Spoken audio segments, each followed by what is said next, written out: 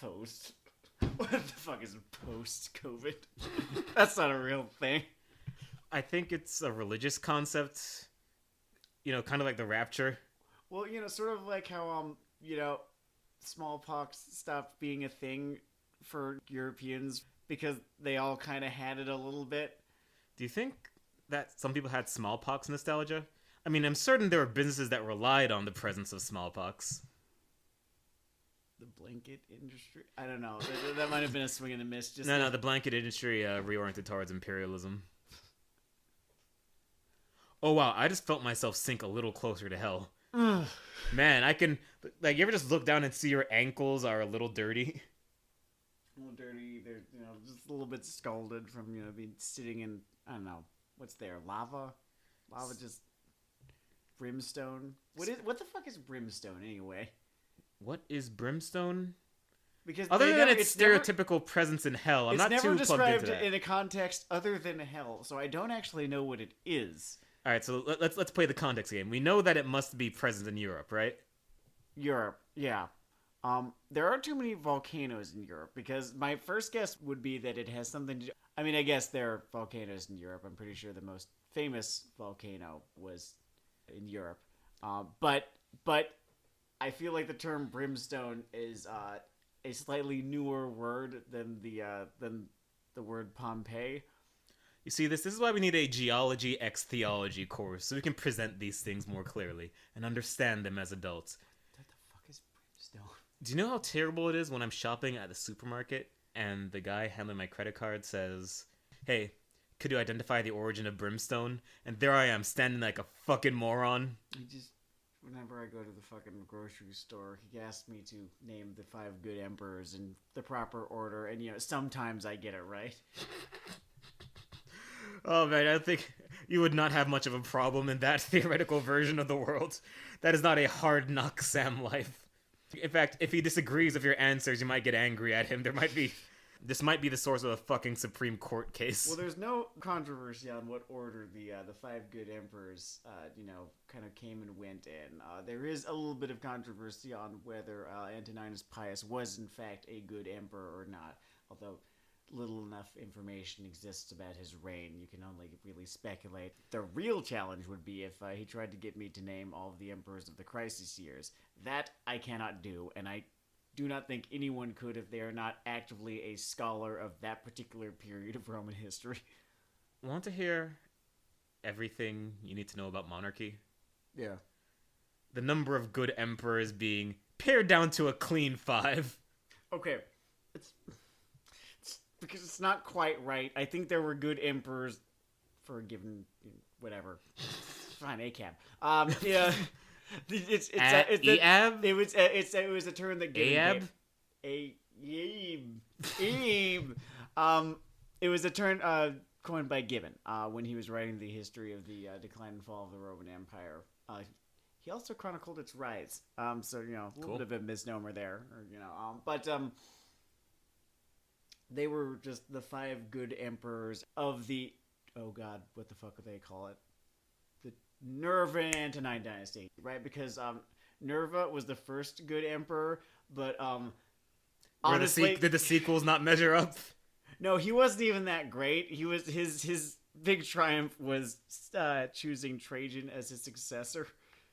Man, there's a triumph pun in there that I really cannot make without just half of the audience blinking into the sun. Blinking, and about a quarter of the audience being like, yeah, that's an easy fucking pickings, asshole. Next time, bring your fucking A game. Also, I guess when you evaluate the quality of an emperor, there's a quality that I think often goes overlooked in history for good reason, because you should try to generally improve things. My favorite. But just a list of plate spinning presidents, monarchs, etc. throughout human history. People who just didn't shit the bed. You gotta hear about Elagabalus. Hmm? Elagabalus. What, was he just the emperor of near crisis? No, Elagabalus was such a fucking trash fire. That if he, perhaps they, perhaps she, there's some conversation about all of that, existed in today's world. How exactly do I put this? Would they be the main character of The Onion? I think they'd be way the fuck too into anime. Well, And hello, Heligopolis. And I think specifically they'd be way the fuck too into, like, Pretty Cure or something like that. Oh, boy.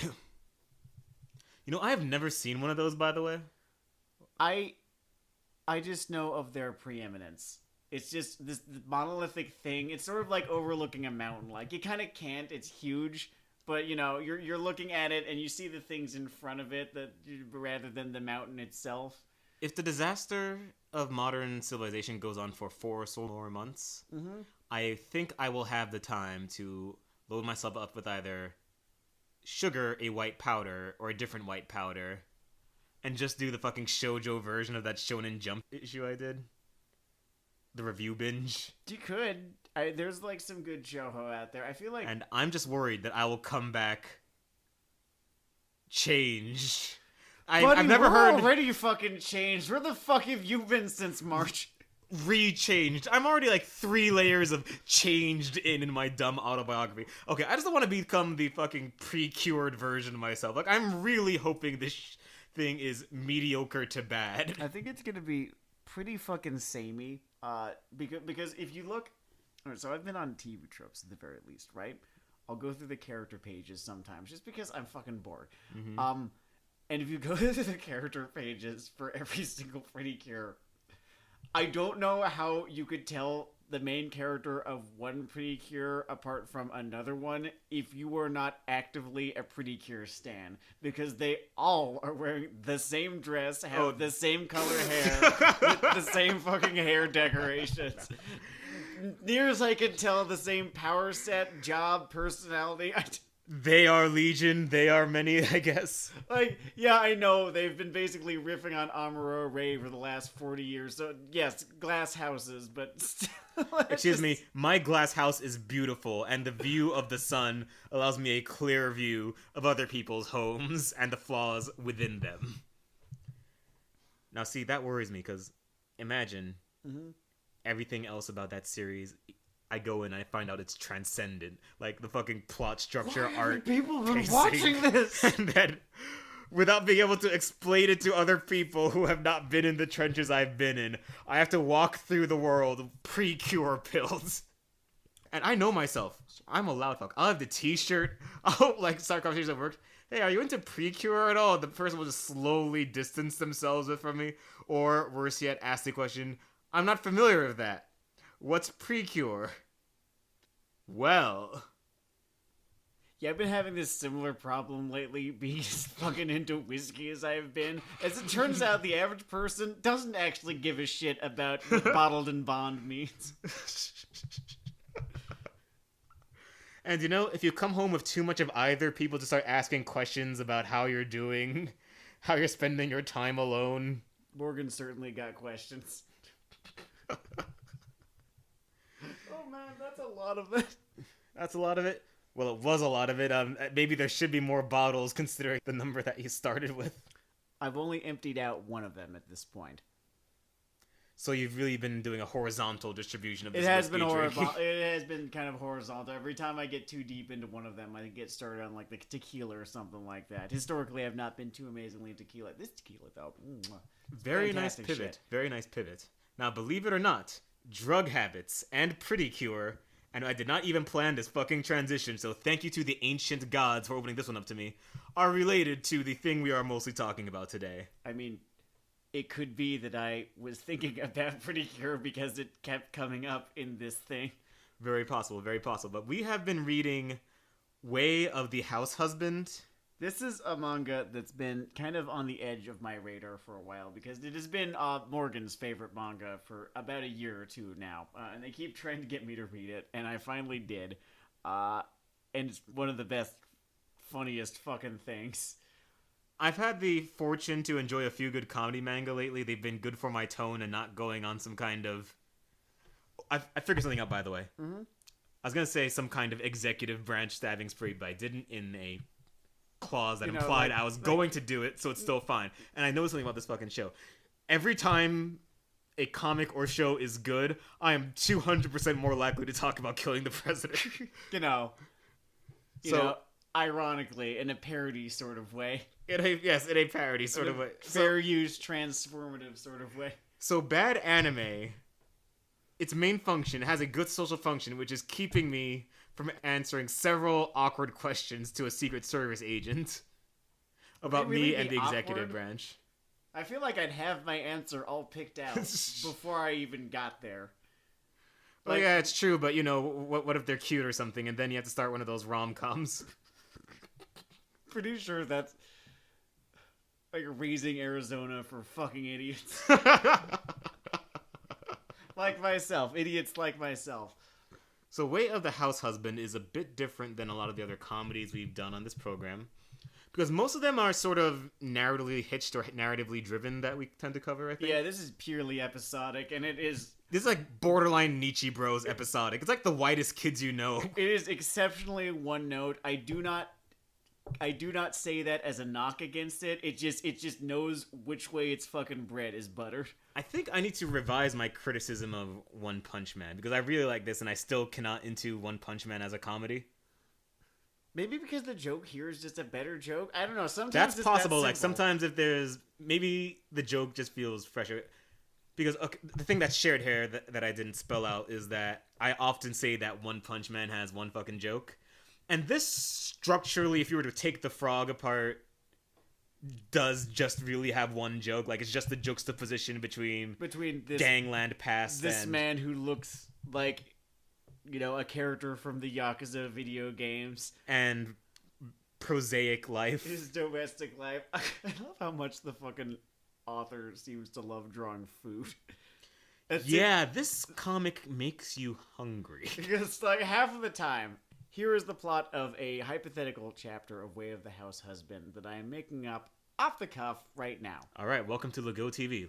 Okay, I'm kind of picturing it now. Mm-hmm. While Tatsu and his wife Miku are out, just on a weekend, something like that, Tatsu is made to wait for whatever reason, as Miku does something. Knowing her in her off hours, she gets up to fucking weeb shit.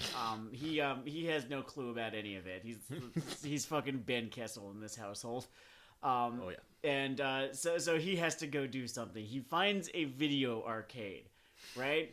And at this video arcade, there is of course a DDR machine. And the rest kind of writes itself. He looks terrifying while doing this, right? He has a very friendly interaction with a couple of absolutely fucking terrified delinquents.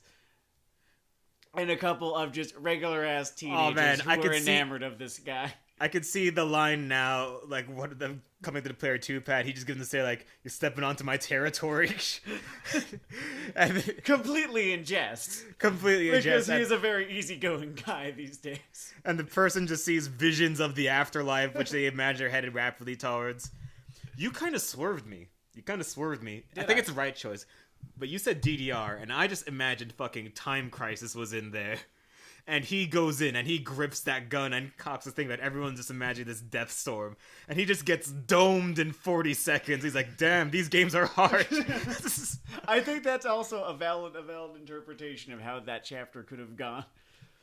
So do you think when the show comes out, this thing is so sketch, right? So sketch based. 10-minute episodes, I'm guessing. They have to either Looney Tunes it, or is that where they awkwardly stitch these together? I hope they could awkwardly stitch them together. Here's the thing.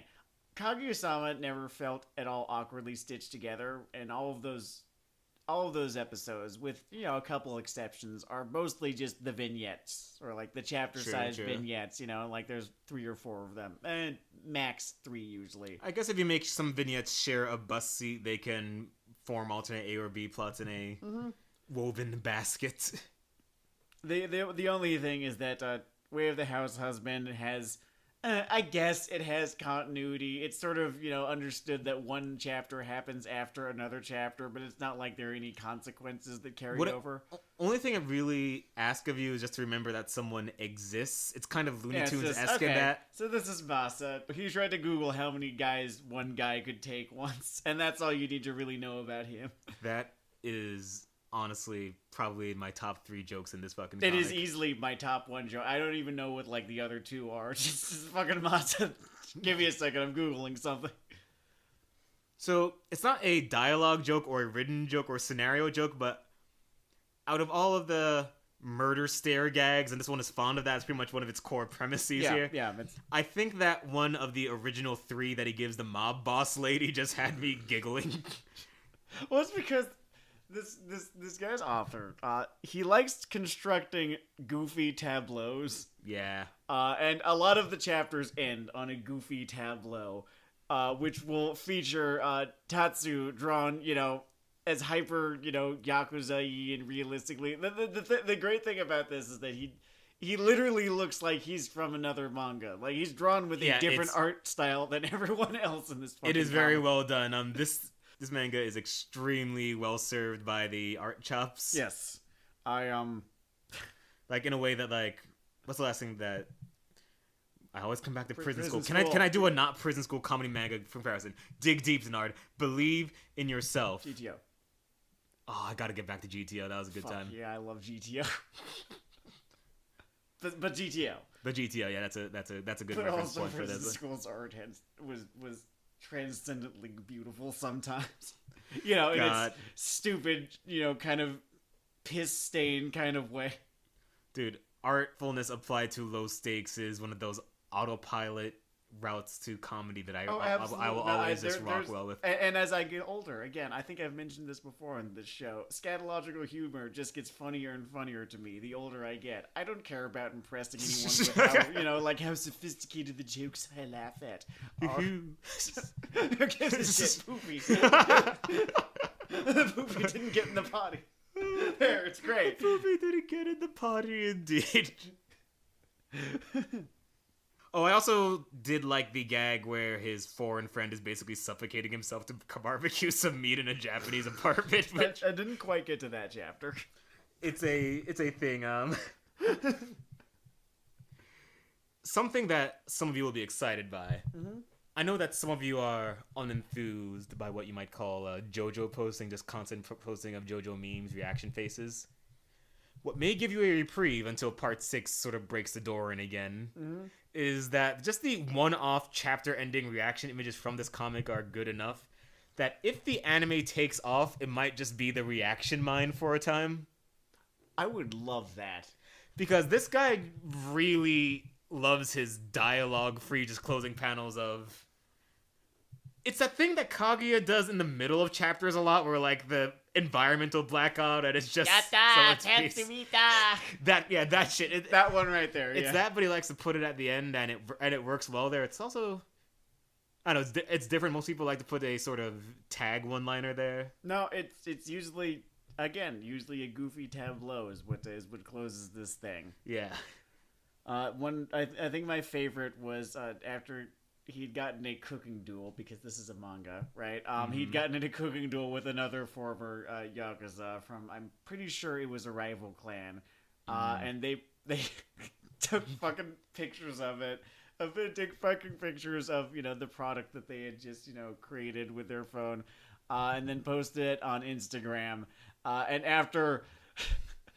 And after Tatsu acquired a single like, and if you pay attention, it's his wife giving him that like, he won because the other guy got 0. And then the chapter just ends with the other Yakuza just sitting there in defeat. And there are 3 images in your head. One is a little too subdued to take full advantage of this. One is a little too over the top, and you sort of milk the joke dry. But he got the exact right level of this guy's reaction to this situation. He's sullen, right? It's not the corner of woe where he's getting snowed on and he's biting a handkerchief or whatever. It's just he's there, and you could just imagine him saying, you get a good window in on his pain. And I really enjoy that. Hey, so some of you are creative types, some of you write or draw. Mm-hmm. If you want to make a comedy, and there are many kinds of comedy, so you don't have to make this kind, but if you're writing a comedy, you have no idea what to do, really one of the free routes is just the expressions and tones of one thing in another thing. Just draw people making goofy faces. It's great. You could go pretty far doing that. Like, you can just drop this steely-eyed Yakuza 4 mid-boss into this domestic comedy, and I'm still rocking with it's still good. So unfortunately, there's not a whole lot else to say about Way of the House Husband. But fortunately, there's other stuff that we need to talk about.